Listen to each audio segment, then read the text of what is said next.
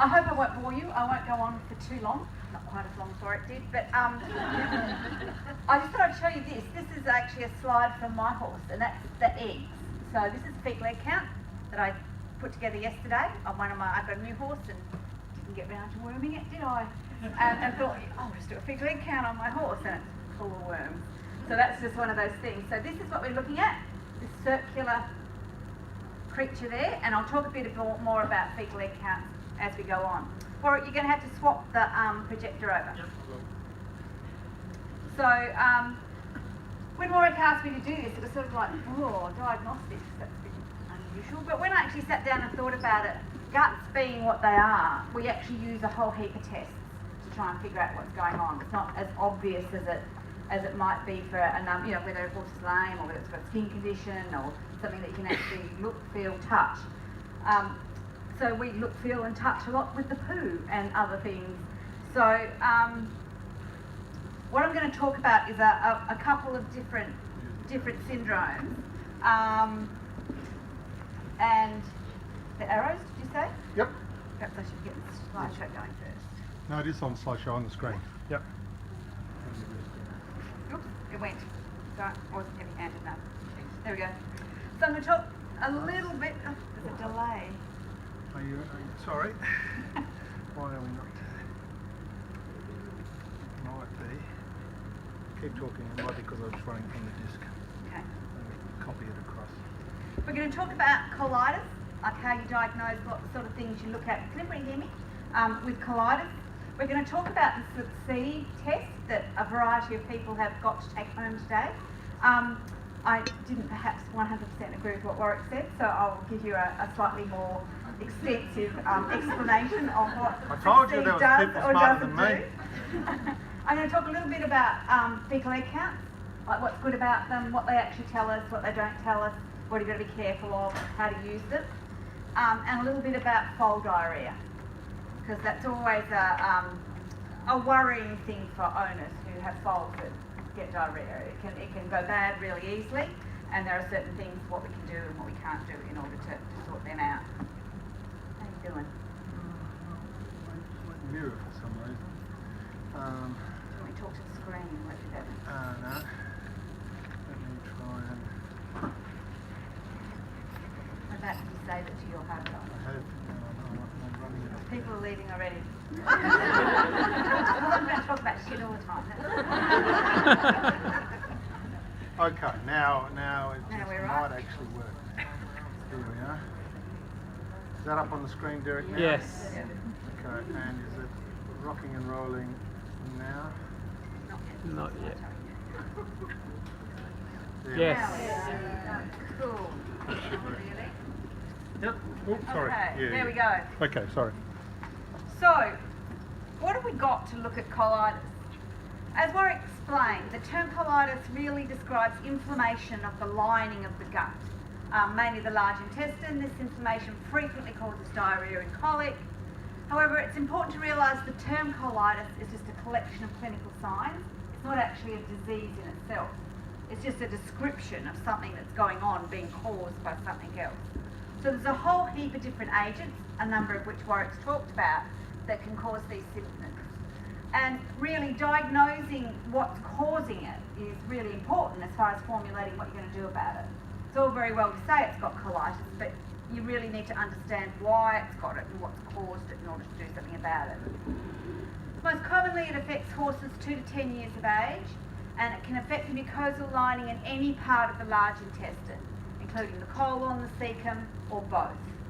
It can be a long-lasting condition, so horses can have chronic colitis, or it can be an acute condition, things like colitis X, where they have explosive diarrhoea after travelling or after dietary indiscretion or infectious disease.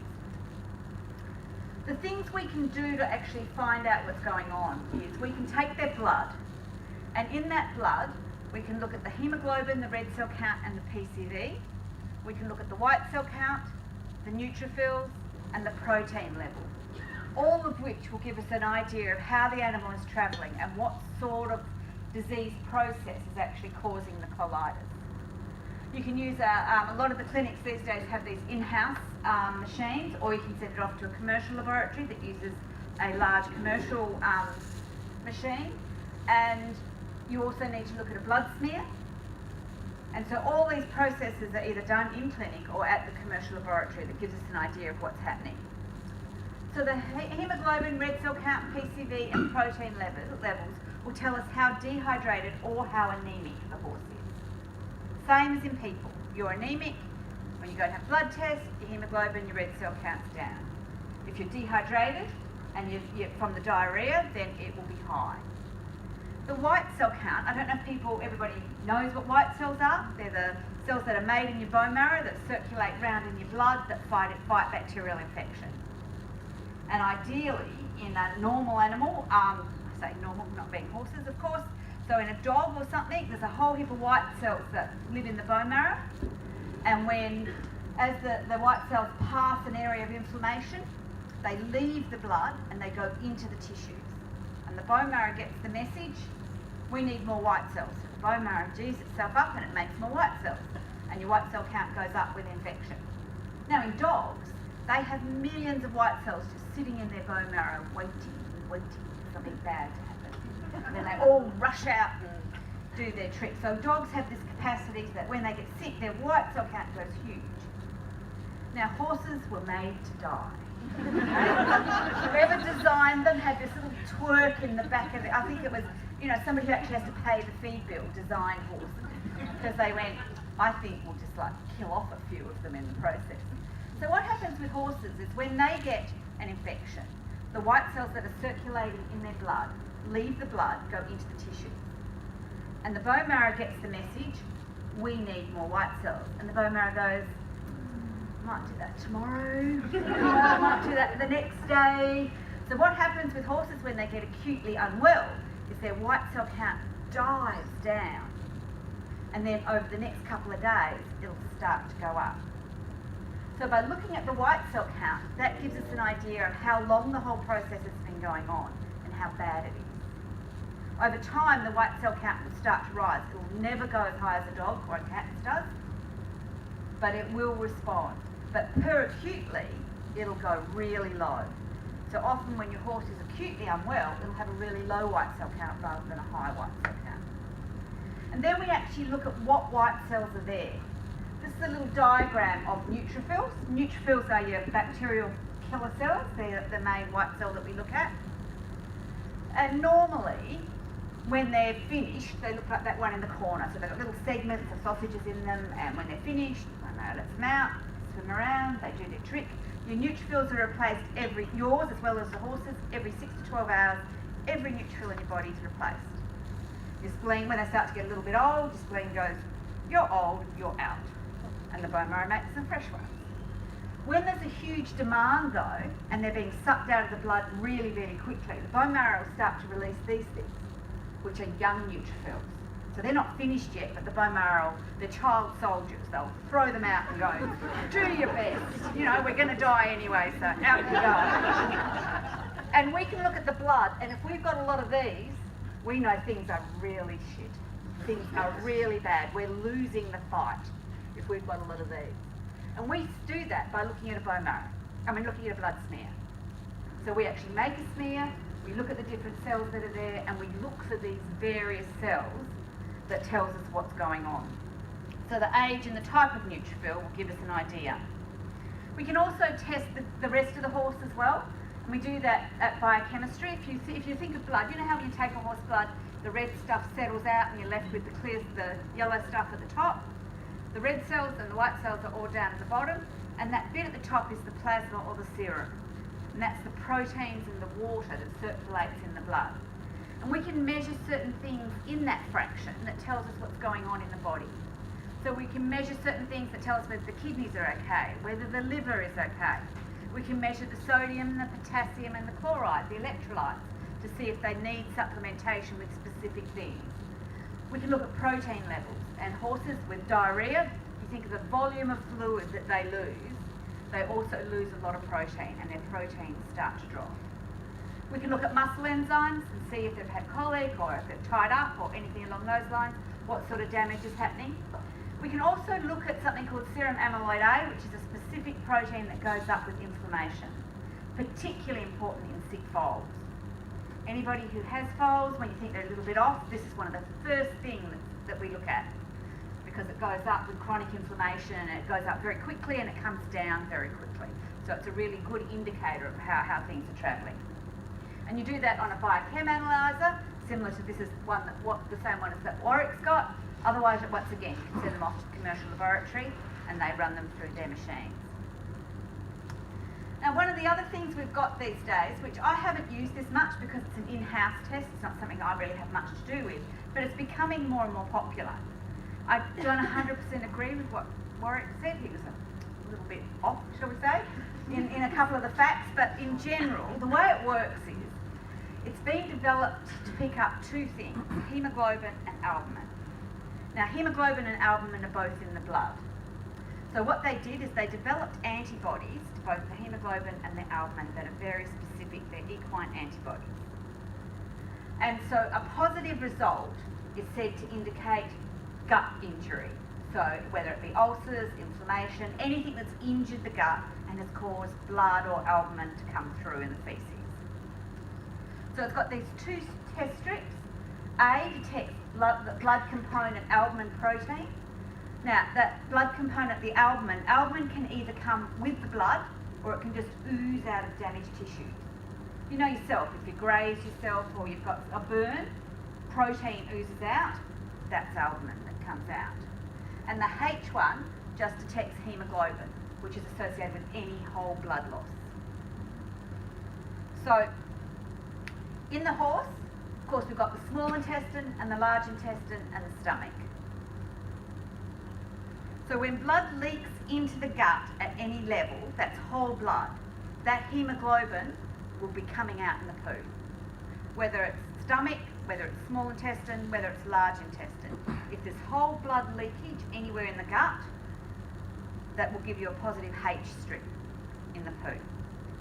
But the protein component of blood and the albumin, if that leaks in the stomach or the small intestine, the gut actually breaks that down and absorbs it and uses it, reuses it, and it doesn't come out in the poo.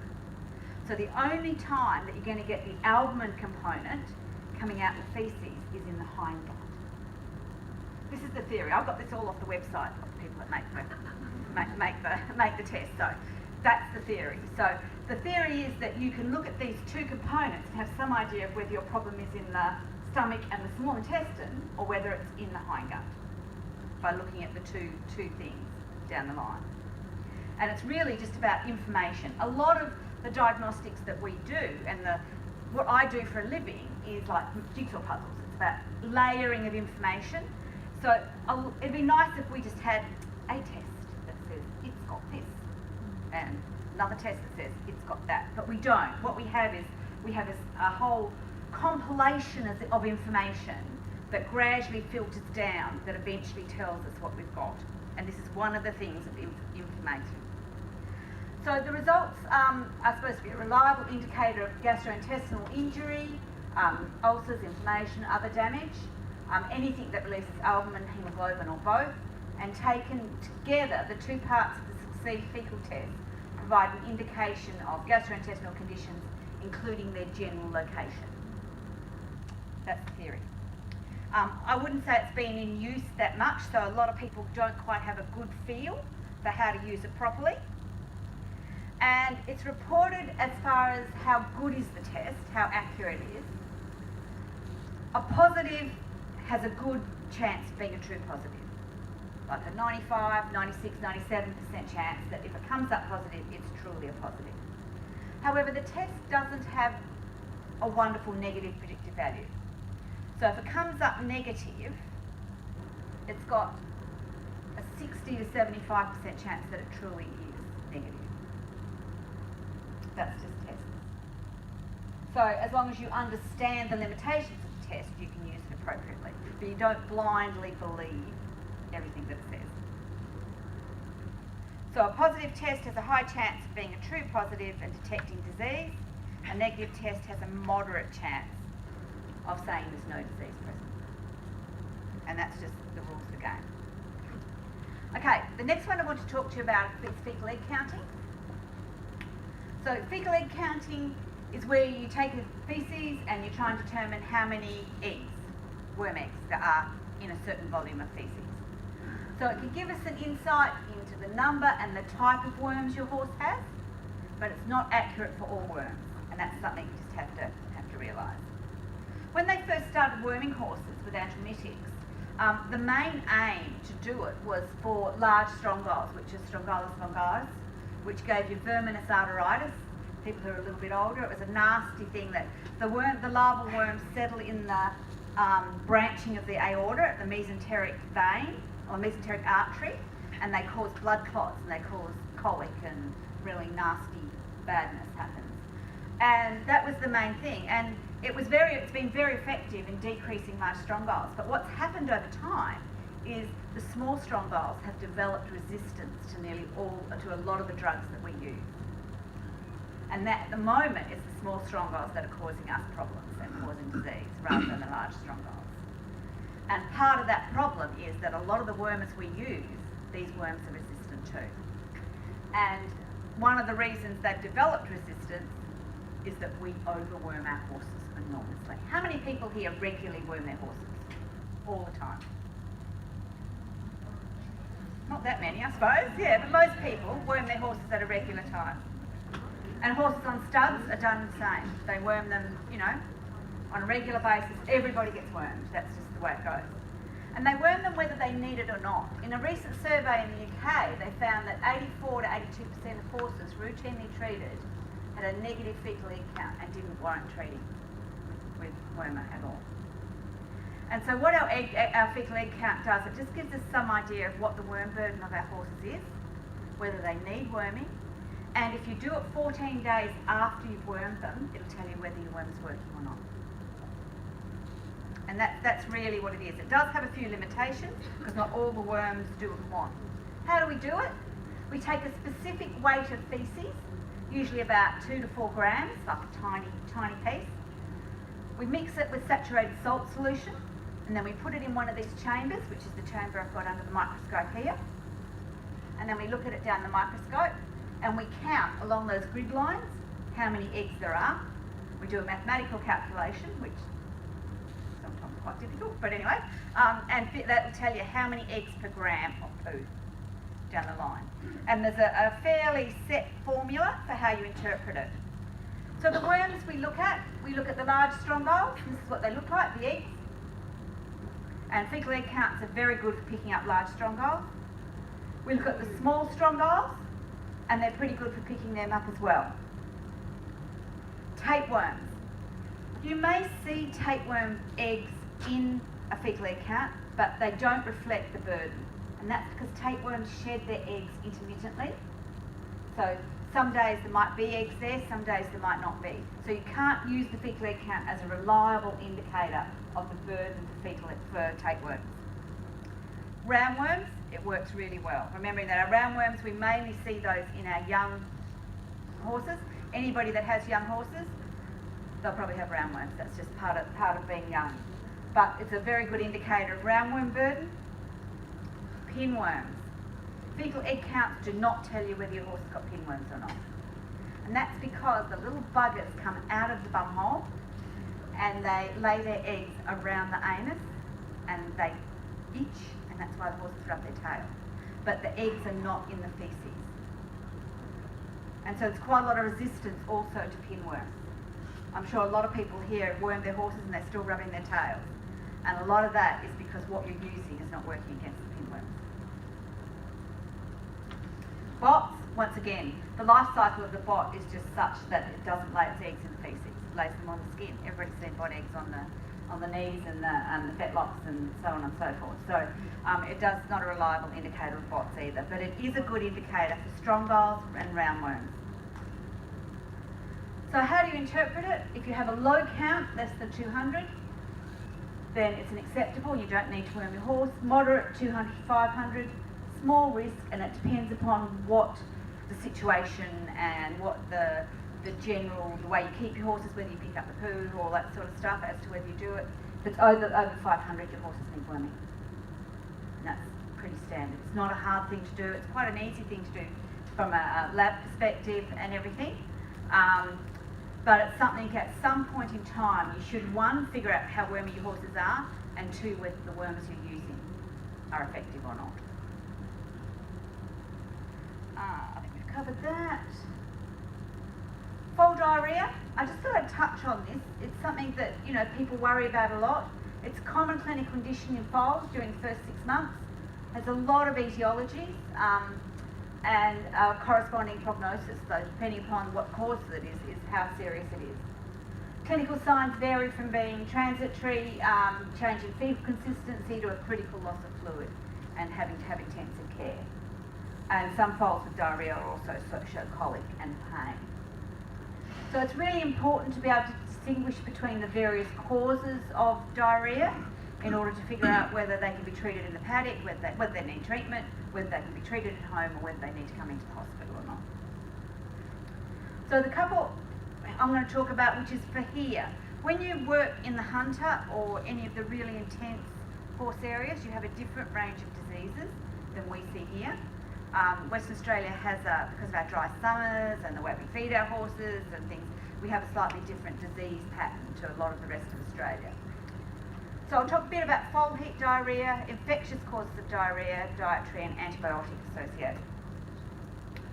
Foal heat diarrhea is probably the most common form of diarrhea that we see. It occurs when the mare's first estrus, about 5 to 10 days. Foals generally remain bright and happy, and they keep feeding, and usually it doesn't need any therapy. People used to postulate all sorts of things, that the milk changed and it did this and it did that. It's nothing to do with that. It's the fact that the foals are just getting a different gut flora at the same age about when the mare's coming to heat. So you'll notice the foals are eating poo, you know, they're eating feces, and so their whole gut flora is changing, and they get a bit of diarrhea as the new gut flora and their hind gut starts to kick in, and they start to get a different gut flora and a different gut function. And that's what that one's about. Infectious disease. There's a variety of different infectious diseases that we see. Rotavirus is probably one of the most common we see. Rotavirus is one of those things that happens in calves, it happens in all sorts of things. I think it happens in people. I'm not that good on people. But yeah, it does happen in people. And it's usually associated with contaminated ground, you know, contaminated dirt, that sort of thing. So overcrowding is one of the key things. People who have too many horses in a close spot and too many foals. And depending upon how bad it is, they may need rehydration and IV fluids and so on and so forth. Bacterial-wise, we get E. coli diarrhea, we get Salmonella and Clostridia, and they're basically overgrowth. Salmonella is, once again, it can either be contaminated water sources, or a lot of horses actually carry Salmonella just in their normal gut flora, and something happens and it grows up. So the animals get stressed, they get heat stress, they get separated from the mare, that a variety of things will happen, and you get a growing up of various different organisms that, same as in people, that get that cause the diarrhea because they upset the normal flora down the line. Clostridial diarrhea is one of the really nasty ones, and that's an anaerobe, and they have endotoxins. Same sort of thing as people who have been on antibiotics that get C. difficile diarrhea. It's a really nasty disease, and the Clostridial they have endotoxins, and death is often a large part of that disease syndrome. There's a few unusual things. Protozoal, Cryptosporidium. Cryptosporidium is a problem for people, it's a problem for everybody, often from contaminated water. It's just one of those things that if animals drink contaminated water and they get stressed at the same time, normally they'll be okay, they can cope with it, but if they get stressed and something else happens and the Cryptosporidium grows up, then they can get diarrhea associated with that. And then we've got our parasitic.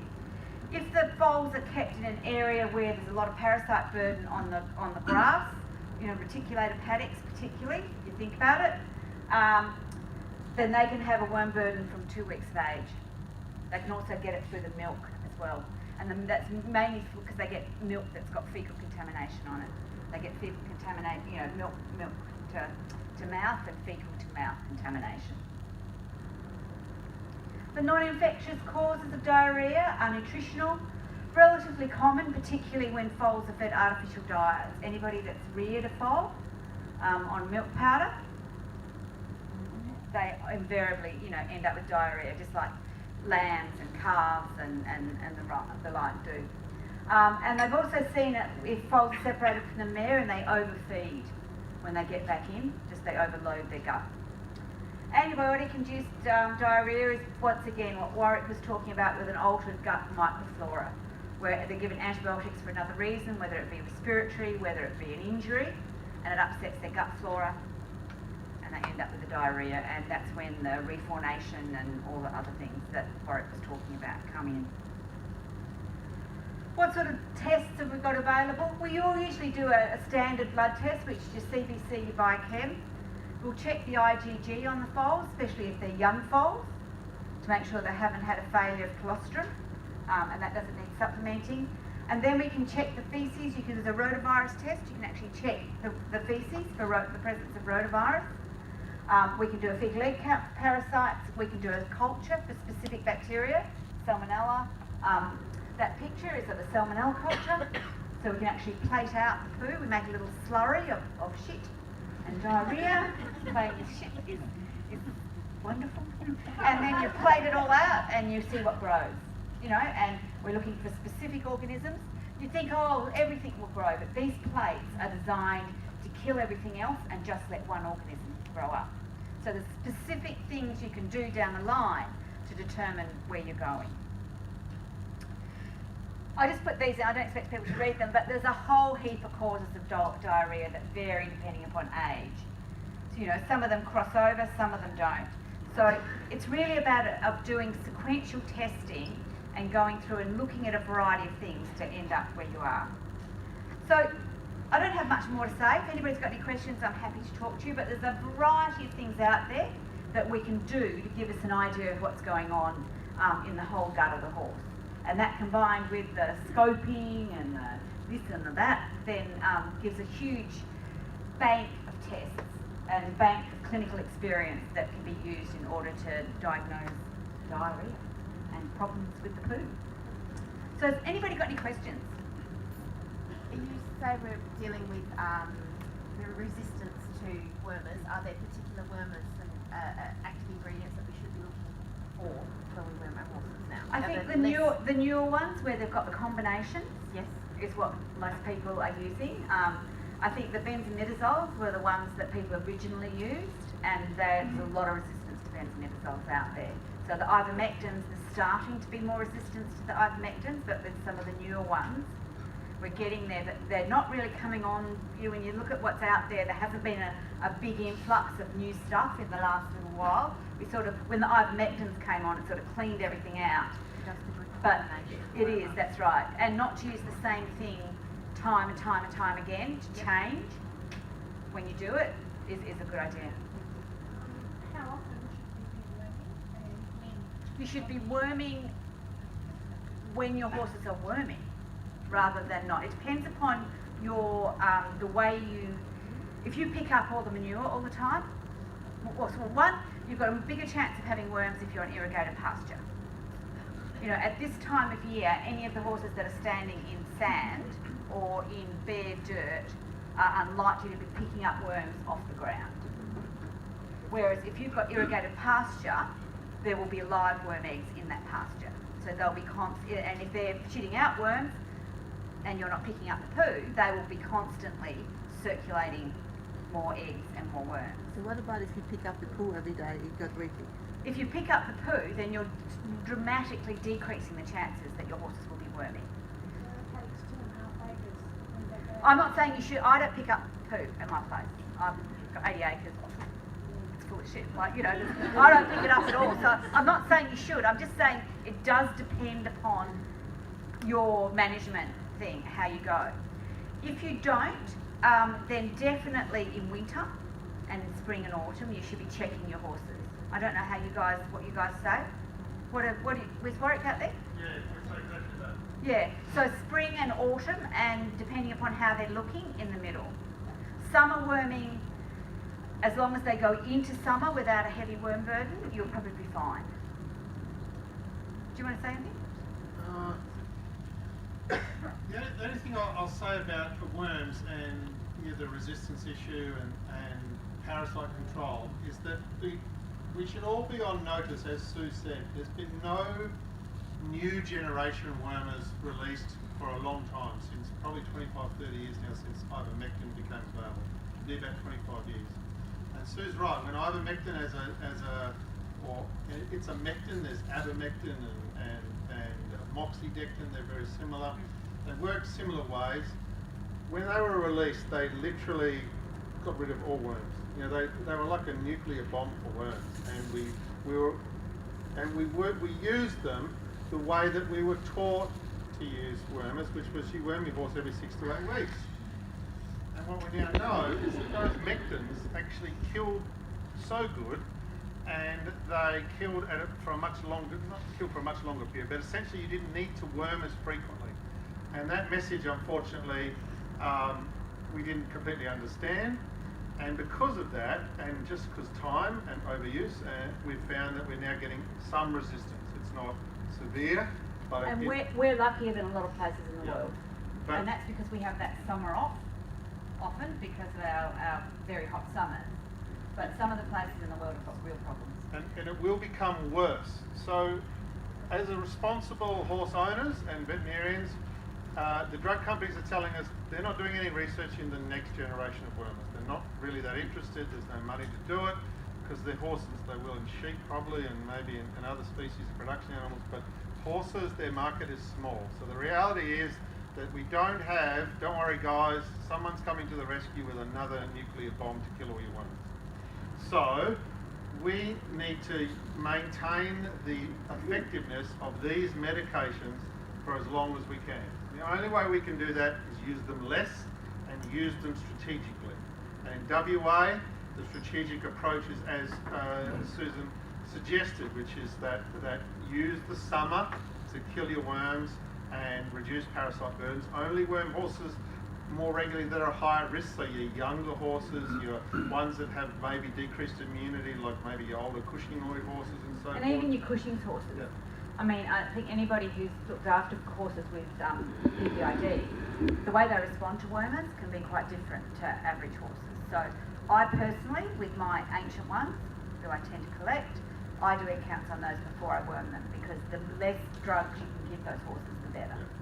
So egg counting should be part of it, because then we're diagnosing with some limitation. As Sue said, every test has some limitation. There's no, well, your horse does or doesn't have worms. There's some provisos. Well, the egg count is this, and it could mean this, or probably means that.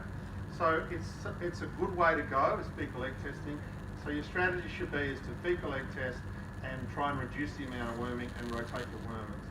Stay probably away in high-risk horses and ones that have got worms from the benzimidazole, because we know that they're not very effective.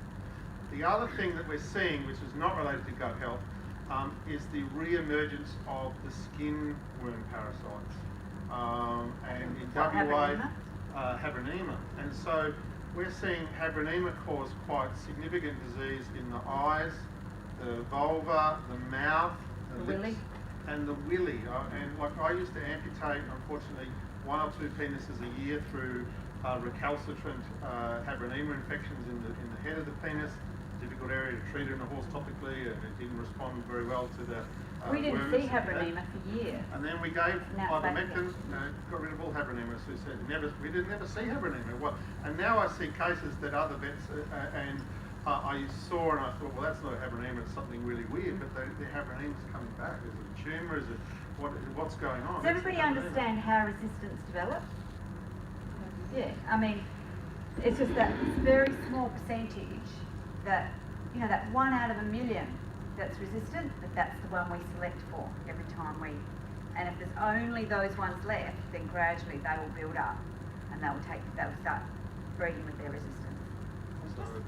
So the Habronema is becoming a re-emerging parasite disease. It went from the summer sores. I mean, when I was a young vet, we treated summer sores all summer, and eyes and penises, and tried all sorts of things to get rid of them, and they were very difficult to deal with. Sometimes surgery was the only resort. Mectins, they got rid of it, but now they're coming back again, yet we've still got mectins. So I don't know what that means, but I suspect In it means... sheep, what you're doing now is you're giving 4 different drugs at once. So you're giving multiple, they're either 3 or 4 combinations that you have to give at once in order to get a good kill. So, and worms are life-threatening in horses. The Habernemas are really annoying, they're life-threatening, but losing a bit of your willy is never a good thing. But in young stock, if we get bad resistance in those that are breeding horses and running high-density properties, agistment centres and things like that, where you've got, you know, high density of horses and a transient or, you know, a population of horses that, you know, you want to You have a should good... worm your horses that are coming in. Yeah, to have a good biosecurity I plan can for say those that high-risk because I didn't properties. do it, but you know, yeah, I mean, all that you need a good biosecurity plan. That's exactly right. So when a new horse comes in, you either do a fecal egg count or you worm him, so You don't that put you're them not properly bringing to stuff your in. Yeah. You're going to bring, you might bring resistant worms onto your property, and you want that horse to be clean before it comes to your property. Because we're going to see horse deaths, but we're seeing more visible evidence of worms in feces than we used to see before, when we're just routinely, and more people are ringing us than we ever used to ring before about, I'm now seeing worms in manure of my horse than I ever used to, and we're seeing Habronema as a rising problem. I suspect that resistance is definitely something that we need to take responsibility of. We can't afford to carry on like we have. I had to, well, when we had only start, we weren't our foals and mares. Should we still be doing that, or should we just worming their foals to go to the milk? We should be worming. It depends on when you're doing your worming. I mean, Well, yeah, we do it in spring and autumn. yeah. That's what it was. So we're doing foals. Do you worm your pregnant mare? Yes. Well, perhaps you should check whether they need worming. Well, we run cattle as well. So Yeah, well that's good because they eat the grass and eat the worms and all that sort of stuff. So Different yeah, grass. the rotational grazing is really good. Yeah. Rotational grazing, if you can do it, is one of the best things because every species has its own worms. So the cow eats a horseworm, it doesn't grow into a horseworm, it just goes into its guts. So yeah, it's a matter of whether you would like to check whether your wormer is working or not. Yep. So to do a small percentage of your horses, like a couple of your horses, 14 days after they've been wormed, to make sure that it worked and that you're not just going through the motions and wasting the money. Yep. And if you feel that your mares probably are not wormy, that's the thing, is to do some a few egg counts before you worm your mares when they're pregnant, to find out whether you need to. Like if you've got, like some of the thoroughbred studs, you look at, they've got 200 mares. Imagine how much it costs to worm 200 horses, you know. And if you can at least cut down on the number of times you worm, that's a huge saving. So it's really about how many you've got and logistics as well. It's got to make sense from a financial and a personal perspective as well. I mean, it's best practice, but you've got to make it work down the line. Down up the back.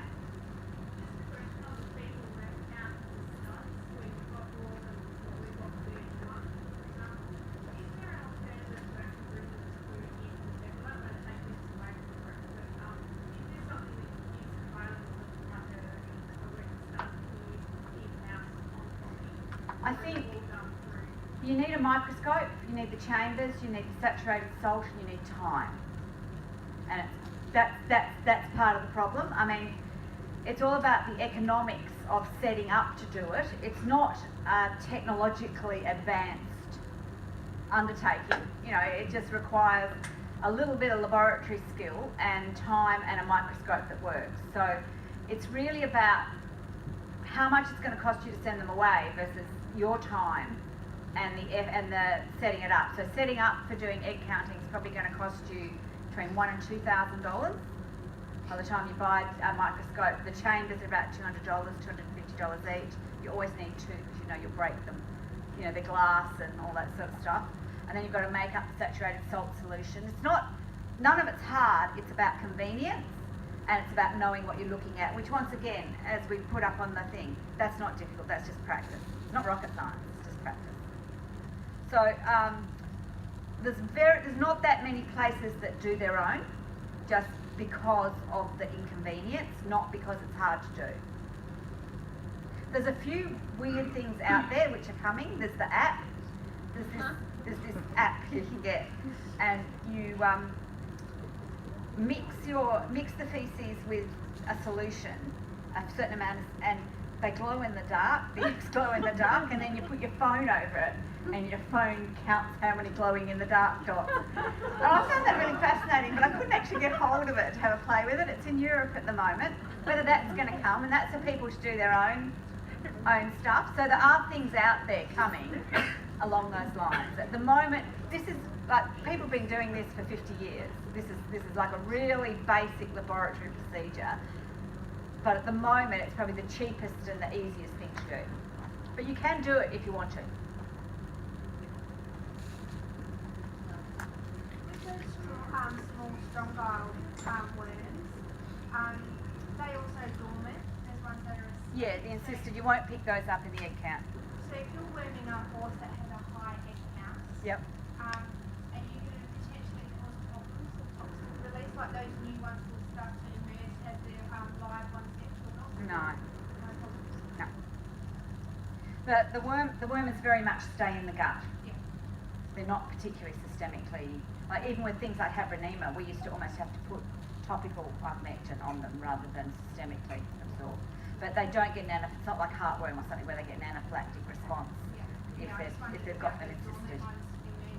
You may not get the dormant ones with the wormer, but it doesn't tend to cause a dramatic illness or something. Yeah.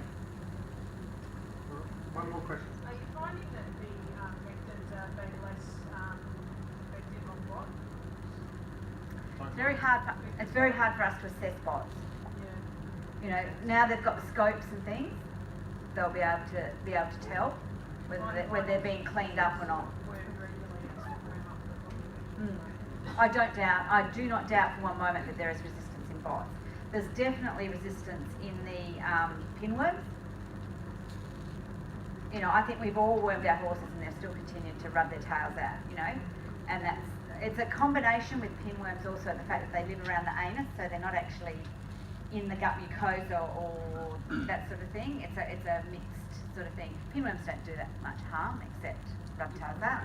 You know, they're annoying rather than illness related. Thanks. Thank you very much.